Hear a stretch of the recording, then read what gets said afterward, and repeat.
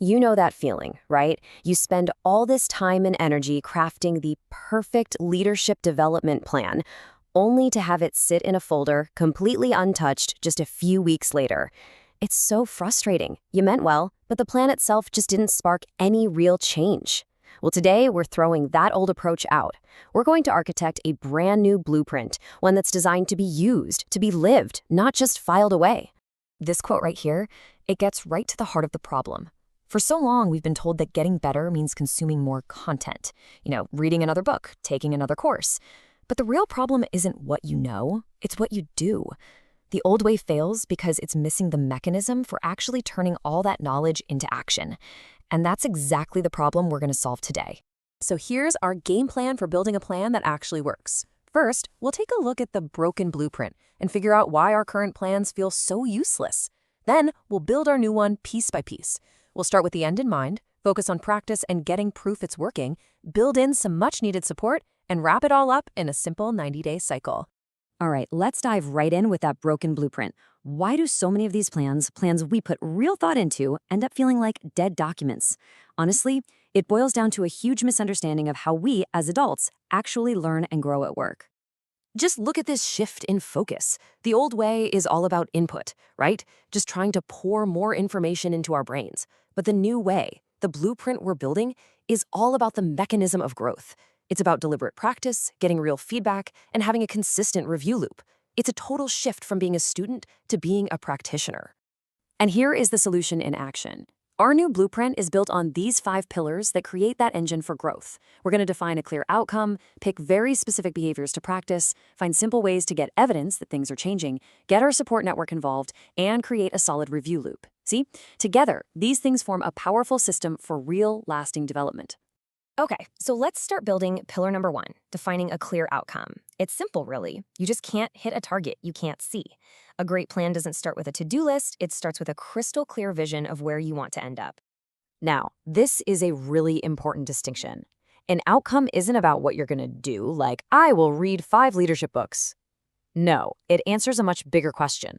What will be different because of what I'm doing? It's all about the impact you're going to have on your team and your results. Let's make this super concrete. Become a strategic leader. Sounds great, but what does it even mean? It's so vague and it's not something you can just check off a list in 90 days. But a powerful outcome is specific. Something like, I will improve my team's prioritization so they have clear focus and waste less time on rework. See the difference? One is just a wish, the other is a real target you can aim for. Okay, so we know where we're going. Now we need to build the engine that'll get us there. That's where pillars 2 and 3 come in. Practice and proof. This is where we connect that big outcome to the small, daily actions that will actually make it happen, and where we check that we're making real progress, not just spinning our wheels. This, right here, is the core mindset shift. Growing as a leader at work is not some academic project. You don't get better just by collecting more theories in your head. You get better by doing things differently, by actually changing how you act in real-life situations. So what does doing differently actually look like? Well, it looks like practicing specific behaviors. Think of these like reps at the gym for building your leadership muscle. So instead of just reading about delegation, you actively practice how you delegate.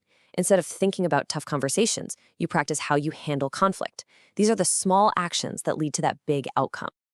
But just doing the reps isn't quite enough. Like it says here, without evidence, you're not really learning. You're just hoping for the best. Pillar 3 is all about closing that loop. You need some simple signs to tell you if your practice is actually working. And look, this evidence doesn't need to be some complicated spreadsheet. You just have to ask yourself 3 simple questions every week. 1, did I actually do the practice I said I would? 2, is anyone on my team noticing a difference? And 3, is that big outcome I set starting to move, even just a tiny bit? This is how you know you're making real progress. Okay, so we've got our destination and our workout plan. Now we need the stuff that makes it stick. Pillars 4 and 5 are what make your growth sustainable. This is where we add the human element and the review process that keeps the whole system running.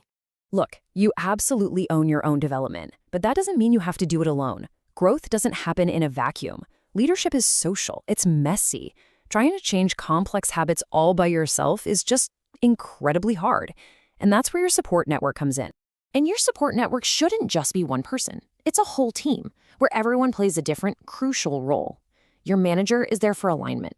A mentor can give you that bigger picture perspective. A coach is fantastic for accountability. And your peers, they're in the trenches with you, providing a safe space to practice. You really need all of them. And finally, we have the fifth pillar, the review loop. This is the magic ingredient that turns your plan from a static document into a living, breathing learning system. Without a regular review, your plan is just a nice idea you had on day one. With a review, it becomes a tool that actually adapts and grows with you.